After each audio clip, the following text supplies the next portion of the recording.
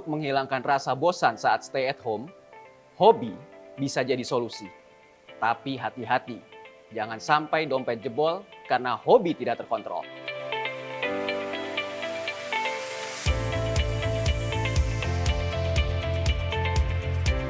Saya Budi Raharjo, Anda menyaksikan Infonomi.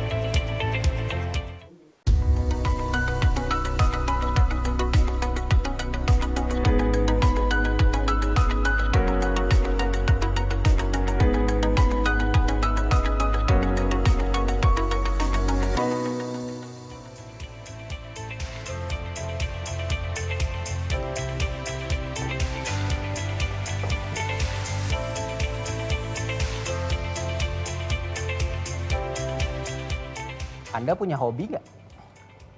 Kalau saya sih ada ya. Saya tuh hobinya nyetir. Kemana-mana, bawa kendaraan, mungkin seputar kota atau bahkan luar kota. Dengan mengemudi kendaraan, saya mendapatkan kepuasan tersendiri. Tidak lagi terjebak dengan rutinitas sehari-hari. Pasti capek dong. Setiap hari udah sibuk bekerja, terus kemudian sekarang juga kita pasti butuh hiburan.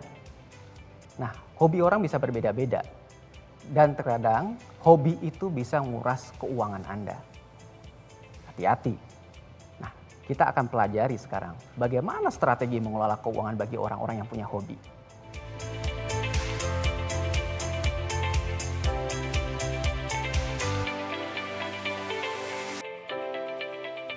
Gini nih orang kalau maunya sendiri ya kan. Dia punya hobi, tapi dia pingin semua hobinya terpenuhi. Emangnya gampang menuhin semua keinginan kita?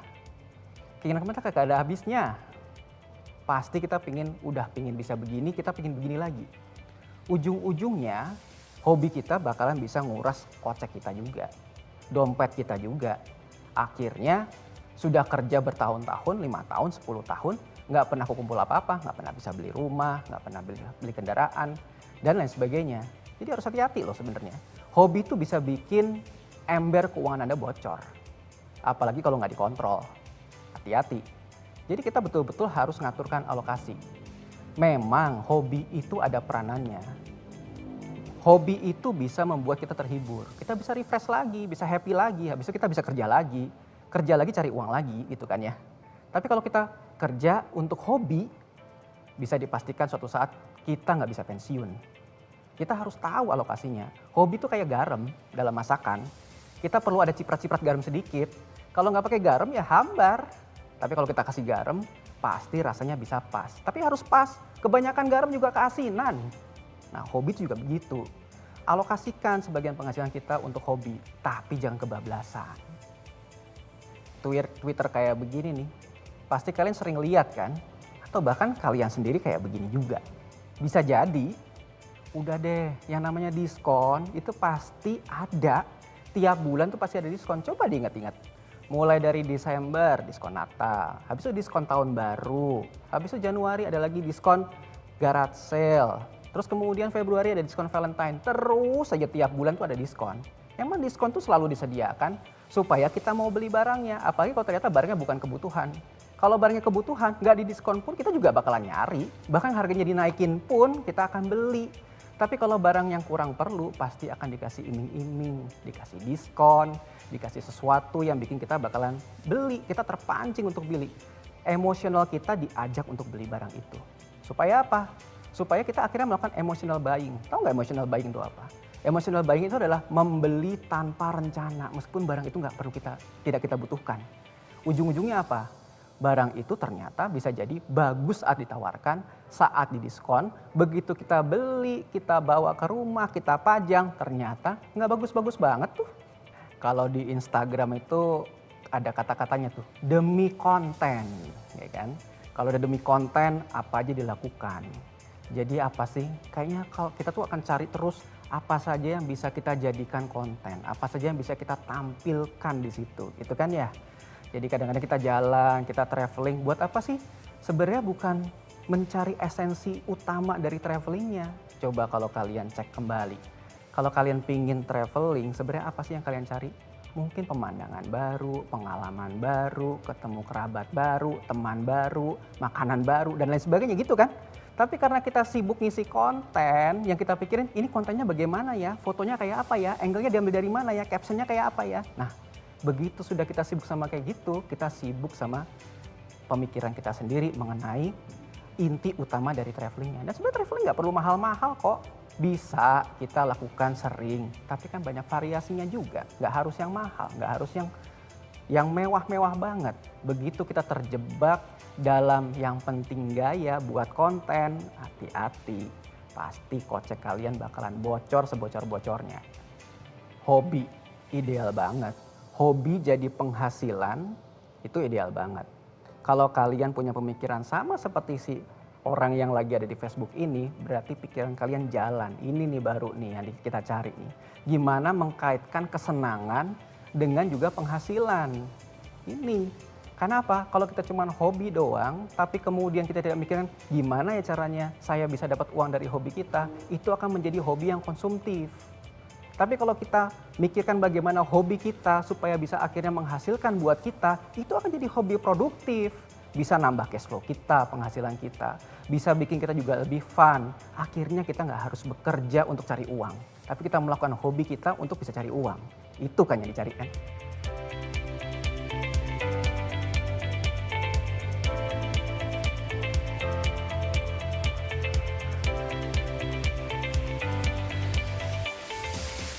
Ya iyalah, perangkonya suruh kerja kalau koleksinya perangko ya. Enggak begitu juga. Tahu dong bahwa ada barang-barang yang kita koleksi itu ternyata dalam jangka panjang itu harganya bisa mengalami kenaikan. Kenapa? Karena barangnya itu semakin lama, semakin langka, semakin dicari. Bahkan mungkin juga keindahannya baru dinikmati bertahun-tahun kemudian. Kadang-kadang baru 20 tahun, 30 tahun kemudian baru kita cari-cari. Contoh misalnya. Masih ada yang tahu nggak misalnya motor-motor tahun 70-an, motor bebek yang sederhana gitu kan. Coba sekarang harganya berapa? Motor atau mungkin juga ada barang-barang yang antik yang dulunya buat kita piring-piring biasa atau kursi-kursi perabotan rumah biasa. Tetapi 30 tahun, 40 tahun kemudian ternyata kita merindukan, wah itu membawa memori masa lalu. Nah itulah sebenarnya. Dari hobi kita mengkoleksi tersebut, ternyata barangnya tersebut nanti akhirnya di masa yang akan datang harganya akan mengalami peningkatan. Di saat harganya mengalami peningkatan, maka kita mendapat keuntungan yang disebut sebagai capital gain atau kenaikan harga dari barangnya. Bisa nggak? Bisa. Orang saya ingat banget ya, dulu itu pernah beli mobil harganya 40 juta. Saking lamanya disimpan, begitu udah lewat masih harganya masih 40 juta. Saking disimpan, jadi beli baru sama beli lama juga harganya masih segitu juga. Bayangin tuh, kenapa? Karena itu adalah salah satunya adalah kita mempunyai hobi koleksi. Tetapi kita juga harus tahu bahwa setiap kali kita punya hobi koleksi, kita harus nyimpen secara khusus. Ada biaya-biayanya dari hobi itu. Hati-hati dengan biaya hobi yang terlalu tinggi. Karena nggak sekedar menyimpan loh, tapi memelihara hobinya itu. Nah hobi kalian apa? Ya, apakah memasak ataukah memancing? Hati-hati, yang penting jangan mancing keributan.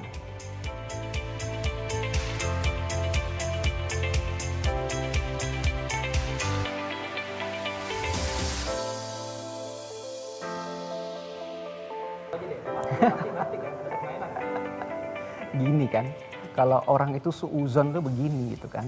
Dia tuh lihatnya, wah kalau harga barang naik berarti ada permainan. Ya mungkin ada benernya juga, tapi gini loh, suatu barang itu pasti akan naik dan turun itu tergantung hukum permintaan dan penawaran. Siapa yang nyediain barang sama siapa yang mau beli barang. Kalau yang nyediain barang cuma dikit tapi permintaannya banyak, yang mau beli banyak barangnya jadi langka. Kalau barang langka dicari-cari ya harganya naik. Tapi kalau misalnya kita pingin barangnya itu barangnya tersedia banyak ya, peminatnya sedikit, ujung-ujungnya yang jualan bangkrut kan begitu. Nah waktu pas terjadi yang namanya lagi rame-rame orang mengkoleksi tanaman hias, itulah yang terjadi. Banyak orang berebut pingin cari tanaman hias. Begitu dia udah harganya semakin lama semakin naik, banyak orang ikut-ikutan. Oke, bisnis tanaman hias, ujung-ujungnya juga kayaknya turun. Emangnya nggak kapok sama dulu orang lagi rame-rame batu akik?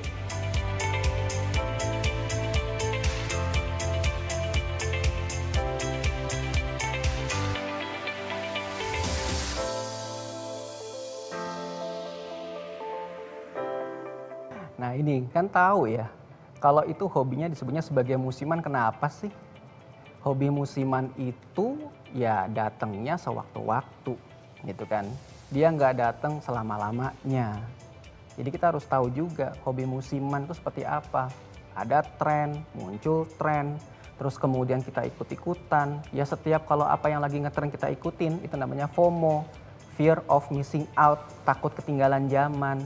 Ya kalau semua pengen kita penuhin kayak gitu, ya udah habislah keuangan kita. Jangan heran kalau kerja bertahun-tahun nggak bisa ngasilin. Ternyata ada nih bocornya di hobi, bocornya takut ketinggalan tren. Emang kalau ngikutin gaya mah nggak pernah habisnya. Biaya hidup sama gaya hidup mah beda. Ya, jadi gimana biar kita nggak terjebak kayak gitu? Pertama kita harus lihat dulu harganya, wajar nggak? Kalau lagi ngetren tuh tahu dong, kalau pas lagi barang tuh lagi ngetren, harganya pasti akan mengalami kenaikan. Ya kalau pas harganya lagi naik, ya udah biarin aja dulu ya. Itu kan memang akan terjadi sementara kok. Nanti akan harganya kembali pulih. Lihat situasi. Ya kan kita lihat, wah ini paling tertren sesaat. Besok-besok 2 bulan, 3 bulan lagi akan kembali pulih. Ya udah kita belinya nanti. Kecuali emang barang itu kita butuhin, bukan berarti nggak boleh ya. Kita boleh tapi juga cek kemampuan. Pantes nggak kita punyanya. Duitnya ada enggak, kalau belum pantas ya entar dulu, kalau belum pantas ya jangan gitu kan. Ya belajar dari masa lalu. Selama ini tren apa aja yang udah pernah muncul? Ya macem-macem lah, ada tren ikan, koleksi ikan, ada tren juga tanaman lah, ada tren batuk akik. Itu semua akhirnya ada ujung-ujungnya, ada akhirnya kan. Jadi kalau kita udah tahu bahwa itu suatu tren, jangan mudah kejebak meskipun tetangga kita punya. Hati-hati.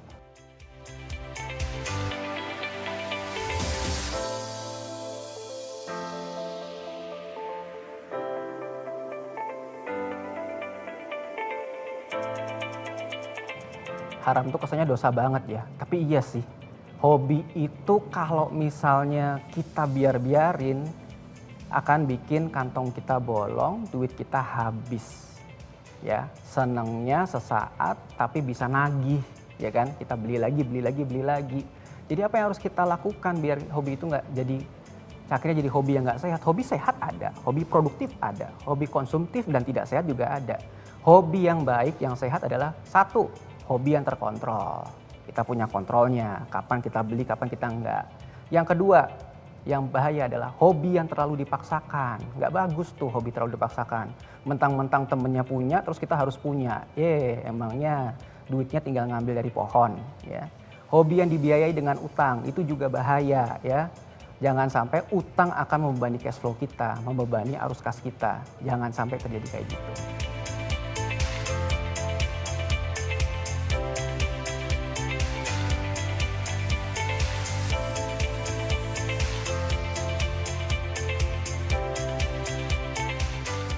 Nah ini nih ya, hobi kok sembunyi dari istri. Maksudnya ini beli barang ya, ini beli barang tapi nggak bilang istri ya. Sampai ada yang bilang tuh kan, lebih baik minta maaf daripada minta izin gitu kan katanya gitu. Ya, jadi dibeli dulu terus kemudian baru minta maaf sama pasangannya. Hati-hati, itu bisa masuk kategori selingkuh loh.